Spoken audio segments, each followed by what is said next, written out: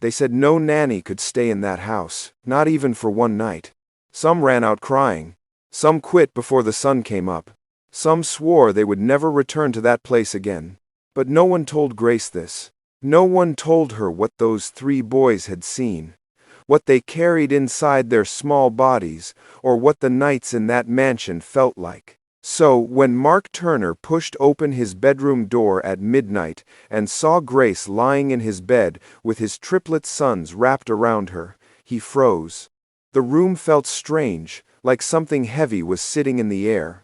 And for the first time in 6 long months, the boys were sleeping, calm, quiet, holding on to her like she was their last bit of safety.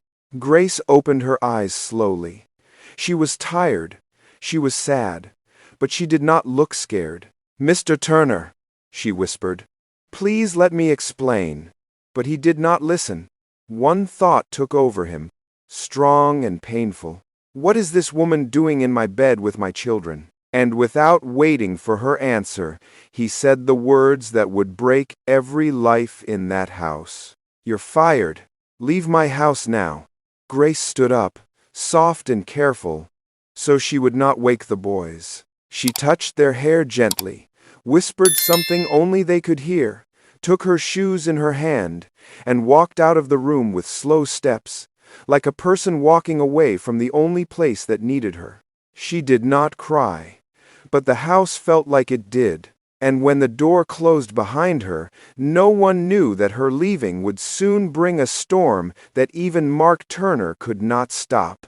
A storm that would shake the whole of New York, tear open old wounds, expose hidden truths, and force a father and a maid to fight for 3 little boys who had already lost too much. Because what Mark did not know was this: those boys had only asked Grace for one thing that night.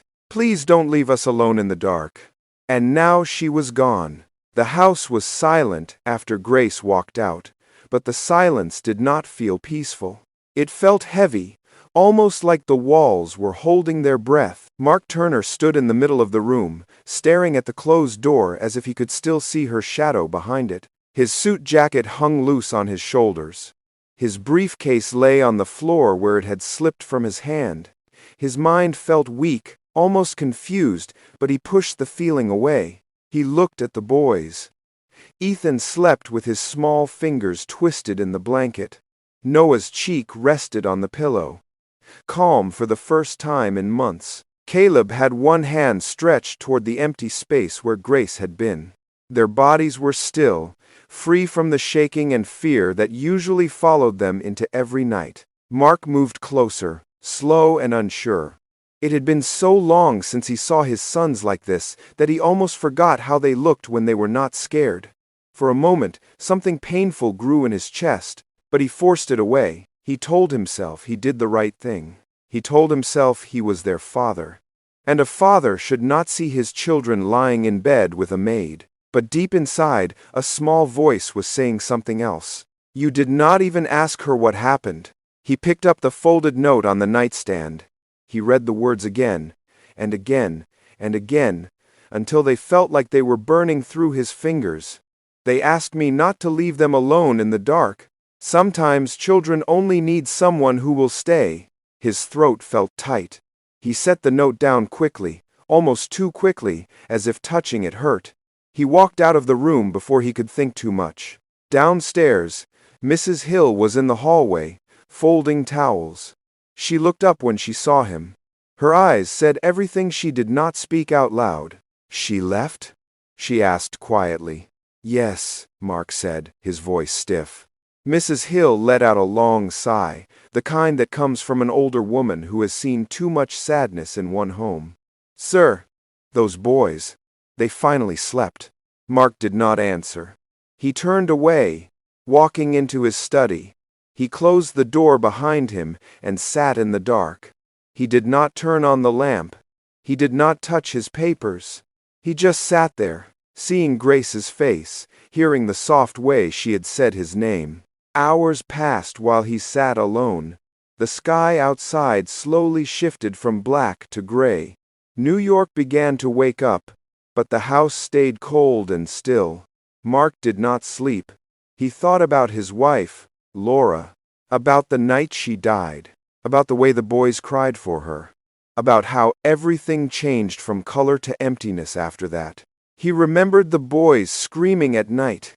He remembered hiring nanny after nanny, doctors, therapists, sleep experts. None of them lasted. None of them understood the boys.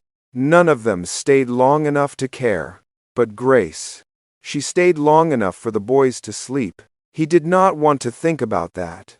He did not want to remember the gentleness in her hands, or the way the boys relaxed when she spoke to them.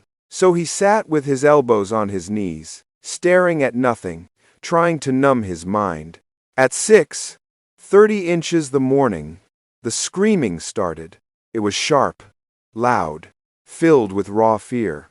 Mark jumped up so fast that the chair fell behind him.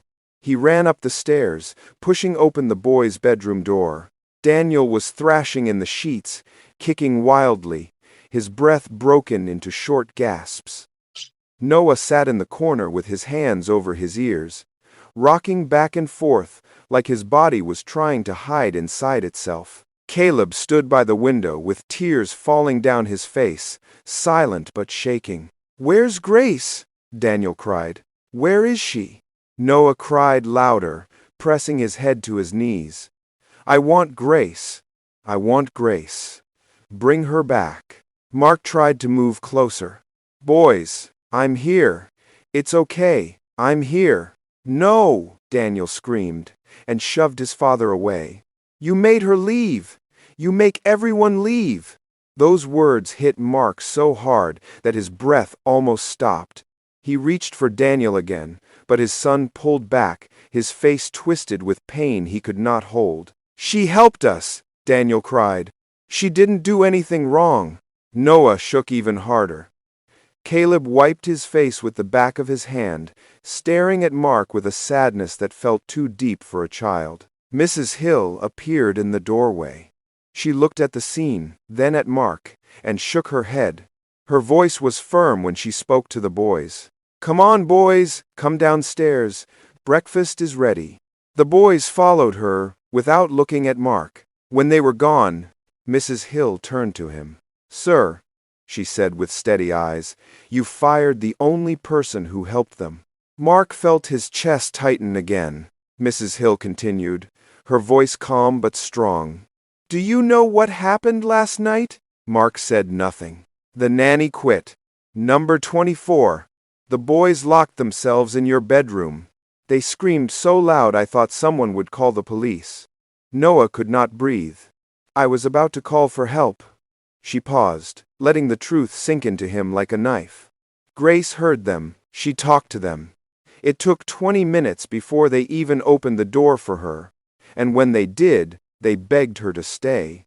Mark felt dizzy, like the ground beneath him was not steady anymore. "There is more," Mrs. Hill said. She reached for her phone, scrolled, and showed him a photo. Grace, kneeling next to Noah, bandaging his scraped knee. Another photo of her reading to the boys in the library. Another of her teaching Ethan how to tie his shoes. And then one more. "Last week," Mrs. Hill said quietly, "Noah choked on a grape. Grace saved him. She told me not to mention it. She said you had enough to worry about." Mark's breath left his body. "Who is she?" he whispered. Mrs. Hill looked at him with sad eyes. "She was a pediatric nurse," she said softly. "She lost her daughter, 4 years old. Allergic reaction. After that, she left everything behind." Mark felt something break inside him. And for the first time, he understood the weight of what he had done. Grace was not just a maid. She was the only person who knew how to hold his broken sons together, and he had pushed her out into the night. Mark did not go to work that day. He sat in the study with the door half open, listening to the sounds of the house. He heard the boys downstairs, their voices tired and low. He heard Mrs. Hill trying her best to keep things calm. He heard the clink of dishes, the scrape of chairs, the soft sniffles of 3 children whose world had cracked in the night. Every sound felt like a reminder of what he had broken. He picked up the note again, The simple words shook him every time he read them. They asked me not to leave them alone in the dark. Sometimes children only need someone who will stay. He set the note down and pressed his hands to his face. He had fired her without a question, without listening, without stopping to breathe. His mind had gone straight to fear, to anger, to the things he never admitted were inside him. It made him feel ashamed in a way he could not name yet. Hours passed. He did not eat. He did not move. He just sat there with the truth around him. By afternoon, Mrs. Hill knocked softly on the study door. "Sir," she said, stepping inside, "they are refusing lunch. They keep asking when Grace is coming back." Mark nodded without lifting his head. "I know. You should talk to them." He let out a long breath. "I do not know what to say." Mrs. Hill looked at him with steady eyes. "Then start with the truth." He stood up slowly, his body heavy, his heart even heavier. He walked up the stairs and stopped at the boys' bedroom door. He could hear quiet crying inside. He pushed the door open. The 3 boys were on the floor. Ethan sat with his knees pulled up, rocking slightly the way he did when he was scared. Noah stared at the wall, hands in his lap, small fingers trembling. Caleb held one of Grace's hair ties, the one she used to wear on her wrist, and he pressed it to his cheek. Mark stepped inside. "Boys." No one looked at him. He knelt on the floor slowly. "I know you are upset. I know you miss her." Ethan lifted his head. His eyes were red. "You made her leave." The words were soft but sharp. Mark swallowed hard. "I made a mistake." Noah turned toward him, tears rolling down his face. "Why did you shout at her? She helps us. She listens." Caleb finally looked up. His voice was tiny. "She did not do anything wrong." Mark felt each word hit him like cold water. He wanted to pull them close, but he knew he had to earn that again. He spoke slowly. "I did not understand what happened last night. I should have asked you. I should have asked her. I should not have shouted. I should not have told her to leave." Ethan wiped his nose with his sleeve. "Are we getting another nanny?" "No," Mark said quickly. "No more nannies." Caleb clutched the hair tie tighter. "Then who will help us when it gets dark?" Mark's voice broke. "I will. And I am going to find Grace." The 3 boys sat still. The room felt like it had stopped breathing. "You will bring her back?" Noah asked softly. "I will try," Mark said. "I do not know if she will want to come back, but I will try." The boys did not smile, but hope flickered in their sad faces. Mark stood and left the room. He walked down the stairs, grabbed his coat, and headed toward the door. Mrs. Hill watched him with tired but hopeful eyes. "Where will you start?" she asked. "Anywhere I can," he said. "I will search every place until I find her." Mrs. Hill nodded. "Good. Because she is not someone you let go." Mark stepped into the cold New York air. He drove through the city, his mind full of questions. He did not know where she lived. He did not know her family. He only knew the name she had written on job forms. Grace. No last name. No address. He visited the old employment agency first, but she had not checked in. He stopped at a church she once mentioned in passing, but no one had seen her. He asked at small stores near the boys' school. Nothing. Every street felt long. Every hour felt painful. And with each stop, he felt the weight of his actions more deeply. By evening, his coat was soaked from the cold wind, and his voice felt dry from asking strangers the same question again and again. "Have you seen a woman named Grace?" It was a small bakery owner who finally said, "Try the shelter on West 12th. Sometimes people go there when they need quiet." Mark drove there at once. The shelter was a small brick building with a worn sign. Women and children walked in and out, carrying blankets and boxes of food. Inside, the smell of soup filled the air. Volunteers moved quickly, handing out plates, pouring drinks, setting tables. And then he saw her. Grace was standing behind the serving counter, tying her apron, her eyes tired but gentle as she passed a bowl of soup to a young mother. She looked different, not weaker, just more guarded, like she had built a wall around herself after leaving his house. Mark stood in the doorway, frozen. His throat felt tight. He did not know how to call her name without breaking. A volunteer beside her noticed him. "Can I help you?" Grace looked up at the sound of the voice. Her eyes met Mark's. For a moment, her hands stopped moving. Her face did not show anger, but it did not show softness either. "Only distance, Mr. Turner," she said quietly. "You should not be here." Mark stepped forward. "I need to talk to you." "I am working, please." "It is Miss Grace," she said gently but firm, "and I do not have anything to say to you." She turned and walked toward the kitchen.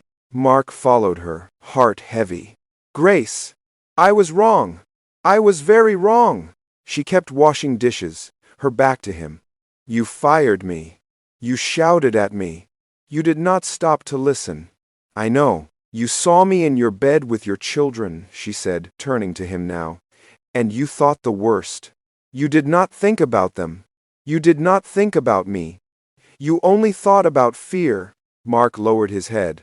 "I am ashamed." Grace took a slow breath. "The boys, they carry so much pain. I stayed because they needed someone who would not leave them in the dark. But you pushed me out anyway." Mark felt his eyes burn. "They have not slept since you left. They cry for you." Grace closed her eyes. Her hands shook slightly, but she did not speak, and Mark knew winning her trust back would break him before it healed anything. Grace kept washing the dishes, her hands moving slowly under the warm water, but Mark could see the pain hidden in her movements. She was trying to stay calm, trying to keep her wall high. The kitchen felt too quiet, like every pot and spoon was listening to their words. Mark stepped closer but kept a little distance. "Grace, I know you do not want to hear this, but I need to say it. The boys need you. They keep asking for you. They refuse to sleep. They refuse to eat. They feel like you left because of them." Grace stiffened. She did not turn around. "That is not fair," she whispered. "I know," Mark said softly, "but that is how they feel. They lost their mother. They lost every nanny. And now, they think they lost you too." Grace closed her eyes. Her breath broke a little. "I did not leave them," she said in a small voice. "You sent me away." Mark felt the truth hit him again, sharp and cold. "I know, and I am trying to fix that." She finally turned. Her face was wet with tears she had not noticed. "You cannot fix everything with one apology, Mr. Turner." Mark nodded slowly. "I know that too." Grace looked down at her hands. "Do you know why I stayed in that bed with them?" she asked quietly. Mark shook his head. "Tell me." She wiped her cheek with the back of her hand. "Because they were shaking. All three of them. Ethan kept saying he did not want the night to swallow him. Noah kept asking if he could breathe. Caleb kept asking if I would still be there in the morning. They begged me not to leave." She let out a tired sigh. "So I stayed. Not as a maid. Not as anything special. I stayed as someone who cared." Mark lowered his head. "I should have asked what happened. I should have trusted you." Grace looked at him with tired eyes. "Trust is not something people like me get easily." "What do you mean?" he asked. She swallowed hard. "A black woman lying in your bed with your white sons. You did not see safety. You saw danger." She shook her head slowly. "People see the outside of me before they see my heart. It has been that way my whole life." Her words stabbed deep, opening a truth Mark had been avoiding. "You are right," he whispered. "I did not see you. I only saw something I was taught to fear, and I am ashamed of that." Grace turned back to the sink, trying to steady her breath. "You hurt me, Mr. Turner. Deep." "I know," he whispered. "But I am asking you, please do not give up on me. Or the boys."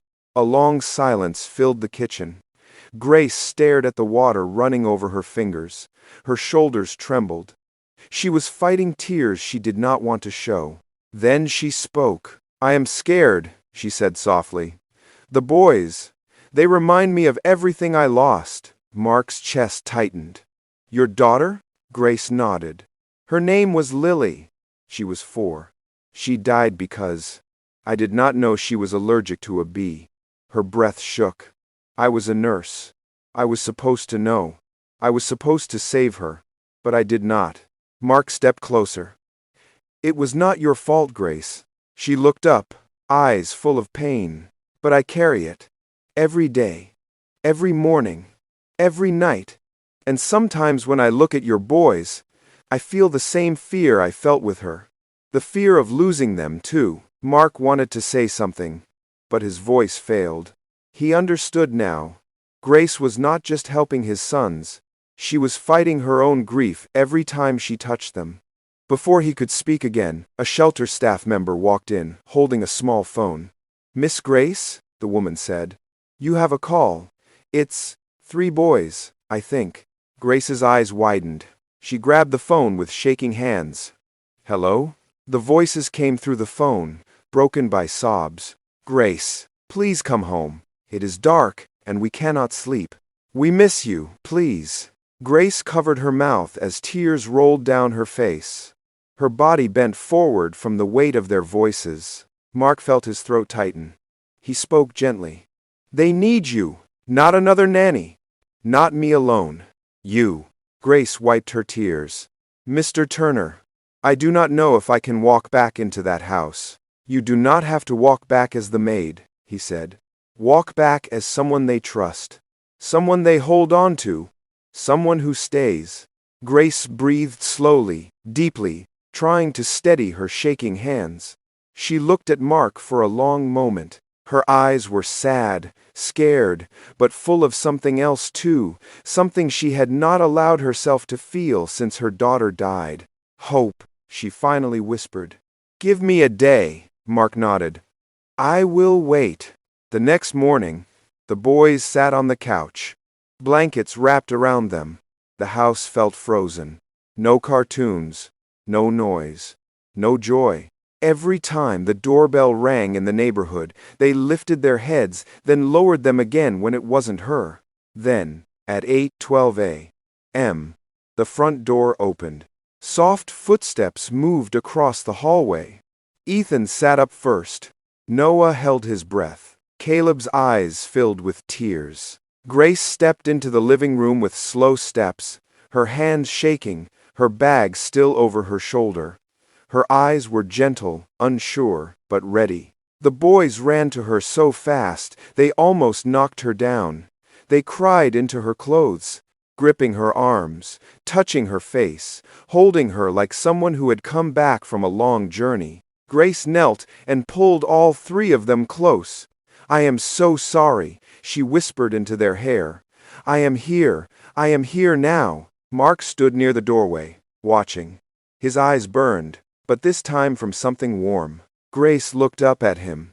Her voice was soft, serious. We need to talk. They went to the study. She sat in the chair straight, her hands on her lap. If I return, she said, things must change. Anything you need, Mark replied. She spoke slowly, clearly. I am not your maid. I am here for the boys. I need full say in their care. I need you in counseling with us. I need you present, not just in the house, but in their lives. And if you ever speak to me again the way you did that night, I will leave. And this time, I will not look back. Mark nodded without hesitation. Agreed. Grace took a deep breath. I will stay, she whispered. As long as they need me. Outside the study, the boys listened. They leaned on each other and smiled through their tears. For the first time in months, the house felt like a place where healing could begin. Dear viewers, this story you have just watched is not only about a maid, a millionaire, and 3 broken boys. It is about what happens when a person chooses to stay, even when life tells them to run. It is about pain that hides behind closed doors, and love that grows in the most unexpected places. It is about Grace, a woman who carried her own wounds, yet still found the strength to heal others. And it is about Mark, a father who thought he had lost everything, learning how to open his heart again and face his mistakes with truth. Most of all, it is about three little boys who were lost in the dark until someone showed them that they did not have to face that darkness alone. Dear viewers, tell me where you are watching from and what this story taught you. Did it touch your heart? Did it remind you of someone who stayed by your side when life was hard, or someone you wished had stayed? Please like this video, subscribe, and share it with someone who needs hope today. Your support helps us bring more emotional stories that heal, inspire, and remind us that kindness still exists. And if you want more stories from us, comment "more stories" and you will be the first to get the next emotional story. Thank you for watching, and remember, sometimes the people we overlook are the ones sent to save us.